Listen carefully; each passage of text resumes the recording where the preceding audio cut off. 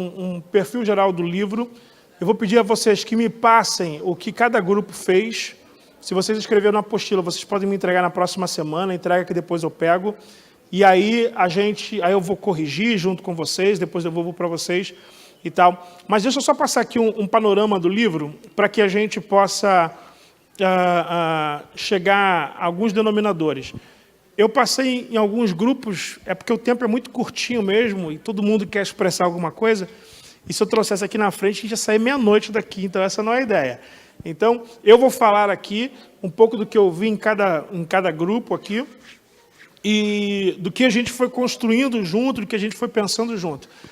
Primeira coisa que é fundamental a gente entender é que na pregação, e eu falei isso em todos os grupos que eu passei, que quando a gente prega, a gente tem um grupo heterogêneo. A gente tem pessoas que são crentes, nós temos novos convertidos, e nós temos pessoas que não têm nenhum contato com o Evangelho. Talvez seja a primeira vez que a pessoa vem à igreja. E quando você entra na pregação de forma acelerada, usando termos técnicos ou termos que a igreja conhece, mas uma pessoa que não tem nenhum contato com o Evangelho, não conhece absolutamente nada, você já provocou um desinteresse na pessoa em ouvir o que você está dizendo, porque ela não entende nada que você está dizendo. Ah, irmãos, esse livro aqui, ele fala sobre o juízo de Deus. A pessoa que está ouvindo, que nunca ouviu ou que nunca entrou na igreja, fala assim, o que é? Está doido, cara. Eu vim aqui para ouvir que Deus castiga. Então, nós temos que ter muito cuidado com as expressões que a gente utiliza na hora em que nós estamos pregando. Sempre lembrando que o nosso público, ele é um público variado. A grande questão é que nós estamos acostumados a pregar para crente. E eu falei isso nos grupos que eu passei. Crente é meio doido. Crente é pancado da cabeça. Fala assim, ó, mas Deus vai trazer justiça, Deus vai trazer juízo. O crente dá glória a Deus. É isso aí! Isso é coisa de maluco. Isso é coisa de maluco. Isso é coisa de gente que não tem juízo. Fala Deus! Isso é coisa de doido. Doido. Assim, irmão, você não entendeu, não. Deus vai trazer juízo, é eu, você, todo mundo. Todo mundo vai sofrer. A praga de gafanhoto pegou todo mundo. Não teve esse grupo aqui não pegou. Não, pegou todo mundo. Todo mundo sofreu com a maldita praga de gafanhotos. Então, não entra nessa coisa de loucura quando você ouve a palavra, eu gosto de cajado. Meu irmão, sai dessa rota. Sai dessa rota que isso é fria. Isso é fria. Se você é pregador de cajado, amém, pregue cajado, desde que você consiga colocar na sua pregação de cajado a graça. Amém, irmãos? Porque assim, o que salva é a graça. Cajado não salva, não. Cajado assusta, cajado faz a gente pensar, faz refletir, mas não salva, não. O que salva é a graça. Se você prega cajado, então que você pregue também a graça. Junto, na mesma mensagem, é importante que tenha graça. Então, a gente, em alguns grupos, a gente viu palavras como castigo, como juízo e etc. e tal. Essas palavras, elas são palavras que nós, como cristãos, entendemos o que o texto quer dizer. E aí eu volto sempre nisso, porque aqui estão pregadores, aqui estão ensinadores, aqui estão pessoas que falam com públicos. Se você tem uma linguagem totalmente no evangeliquez, totalmente evangélica, não adianta no final você fazer apelo, porque o cara que não conhece Jesus não entendeu nada que você disse. E aí ele não vai aceitar o quê? Que alguém aceitar Jesus? Mas nem falou de Jesus? Entende? Sim ou não? Como o cara vai aceitar um negócio que você nem falou sobre? Eu falei sobre... Não, mas eu falei sobre o Joel, ele tinha que ter entendido. Ele não vai entender. Se a gente não faz aplicação e não faz esses links, o novo convertido não vai entender. Você pega o livro de Joel, e você começa a falar sobre o castigo de Deus e tal, que Deus puniu a nação, e que Deus fez isso, que Deus fez aquilo, que Deus fez aquilo outro e tal, mas se o povo se arrepender, Deus vai fazer isso. Aí no final fala assim, quer aceitar Jesus? Para o novo convertido, qual é a relação do que você disse com Jesus? Entendeu, sim ou não?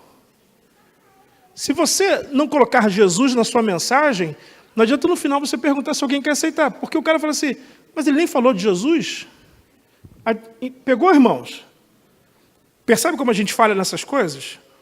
A gente fala para crente, e aí no final quer que o cara que não é crente entenda tudo que a gente disse e que levante a mão, desesperado, vindo chorando, eu quero Jesus.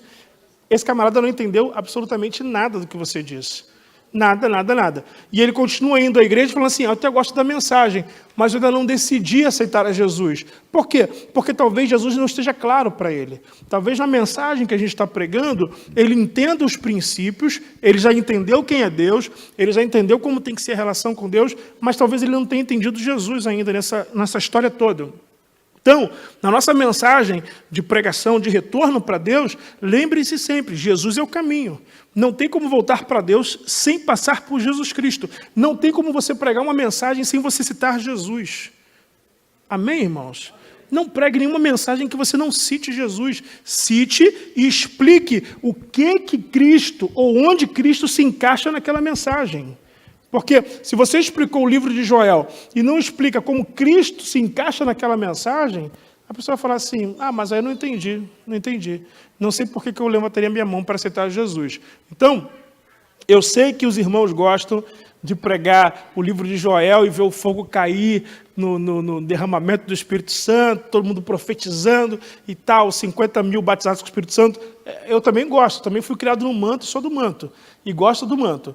Mas nós precisamos entender que o objetivo daquilo que estamos pregando é fazer com que as pessoas se reconciliem com Deus. Então, começando, vamos sempre começar a explicação do livro, como eu disse que o livro é algo geral, é um assunto geral, o assunto mais importante do livro é o retorno para Deus. O assunto mais importante é o retorno para Deus. Se o assunto mais importante é o retorno para Deus, a primeira coisa a ser tratada no assunto é o afastamento de Deus.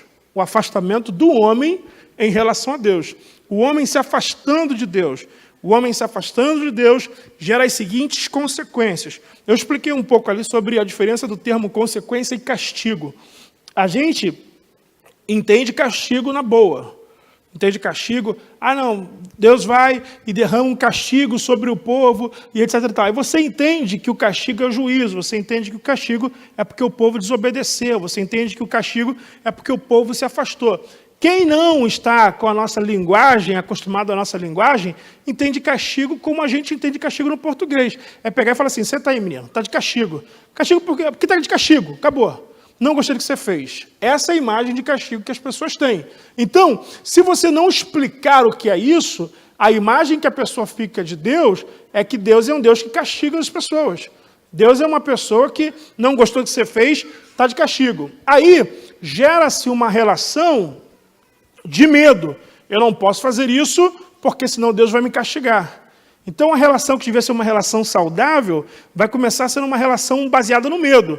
Aí eu estava contando a alguns irmãos, que eu já, uma vez falando para algum grupo de jovens, eu falei assim, se eu provar para vocês na Bíblia que não existe nem inferno e nem existe diabo, quantos de vocês virão no próximo culto? Aí teve um menino só que levantou a mão assim. Eu falei, por que você viria no culto? Ele falou, porque minha mãe me trazia de qualquer jeito. Eu falei, muito bem, muito bem. Mas todos os demais não iriam, porque a relação que eles tinham com Deus era uma relação baseada no medo. Eles não queriam ir para o inferno. Eles estavam na igreja porque não queriam ir para o inferno ou porque tinham medo do diabo fazer alguma coisa ruim para eles. A nossa pregação não pode fazer com que o ouvinte tenha essa relação de medo. Não, eu tenho que fazer isso aqui porque senão Deus vai vir e Deus, você sabe como que Deus é. Pelo amor de Deus, meus amados, nós precisamos mostrar a graça de Deus. O mais importante de tudo, eu estava falando com os irmãos aqui agora, que a gente consegue ter duas visões sobre o livro de Joel. Dá para ter uma visão total de juízo, mas a gente também consegue enxergar muito a graça de Deus no livro de Joel. Deus correndo atrás do povo, Deus se manifestando ao povo, Deus dizendo o que o povo tem que fazer, onde o povo tem que ir, onde tem que trocar trombeta, o que o sacerdote tem que fazer, o que o povo tem que fazer. Deus está dizendo o que todo mundo tem que fazer para aquela situação ser revertida. Se fosse só uma linguagem de juízo, Deus estaria em silêncio. Entendeu, sim ou não? Se o objetivo do livro fosse só juízo, Deus estaria em silêncio observando o que o povo faria. Mas não, Deus está dizendo ao povo o que cada um deles deve fazer, o que o sacerdote tem que fazer, o que o povo tem que fazer, onde eles têm que se congregar, o que eles têm que clamar, o que eles têm que dizer. E se eles fizerem isso, aí, além de dizer o que eles têm que fazer, Deus fala assim, e se vocês fizerem, ele ainda revela o que acontece. Se vocês fizerem, vai acontecer isso, isso, isso, olha que coisa boa para vocês. Então, além de dizer o que tem que fazer, Deus ainda diz o que vai dar, se eles fizerem. Então, é um livro que ele manifesta muito a graça. Vocês acham que o povo merecia alguma coisa? Sim ou não? Se Deus está dizendo, se você fizer, eu te dou isso, isso é graça, favor imerecido. Eles não mereceriam nada disso. Eles não mereceriam o que Deus está dizendo que daria a eles, mas Deus diz, se vocês fizerem, eu dou. Se vocês se arrependerem, se vocês se congregarem, se vocês tocarem a trombeta, se vocês se ajuntarem novamente, se vocês rasgarem o coração e não as vestes, eu virei. Deus se propõe a fazer isso, eu virei. E aí, ele diz que vai derramar chuva, ele diz que vai dar a justa medida a cada uma das coisas que precisam ser dadas. Então, que cada um dos meus irmãos essa noite, cada um de vocês, possam me entregar do grupo de vocês o que vocês escreveram. Se vocês não colocaram isso numa folha separada, escreveram na apostila, depois vocês podem me entregar, me entreguem. Na próxima segunda, pode deixar com o pessoal que eu pego e vou ler. Isso aí não é um trabalho que está valendo nota, não é nada disso não.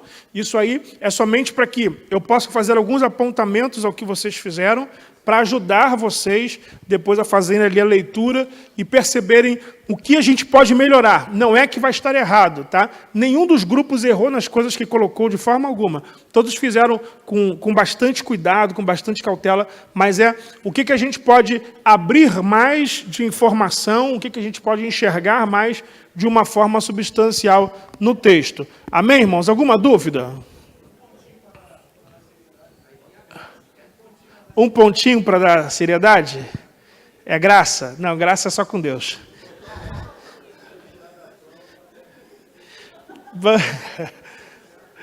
Então, alguma outra dúvida ou colocação, gente? Dúvida ou colocação? Não? Vamos orar?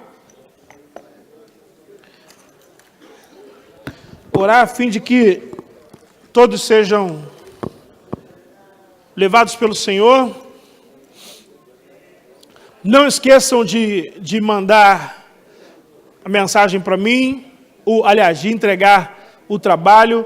Aqueles irmãos, muitos irmãos me mandaram mensagem do WhatsApp, eu nem anotei meu WhatsApp ali para falar, eu vou falar para vocês, se alguém quiser anotar o WhatsApp e quiser mandar alguma coisa que precise de mensagem, alguma informação, alguma indicação de dicionário bíblico, comentário bíblico, anota o meu WhatsApp aí, eu vou falar para vocês, vou falar, hein? 1, 2, 3 e 98560 6580.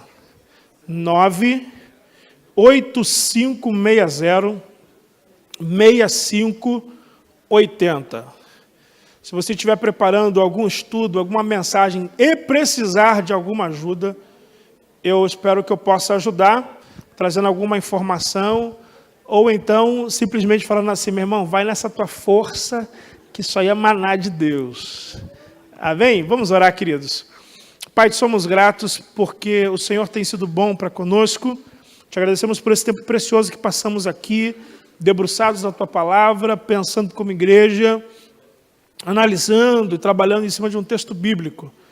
Às vezes nos parece que essas tarefas elas são sem valor ou sem expressão, mas eu sei o quanto isso é valioso, eu sei o quanto isso é precioso, eu sei o quanto pessoas que talvez nunca tiveram a ideia de como começar um sermão, por onde começar um sermão, que sempre tiveram desejo de pregar, mas nunca souberam como juntar as ideias. Eu sei o quanto é importante para esses irmãos e eu peço que o Senhor possa continuar ensinando a todos nós pelo Teu Espírito Santo.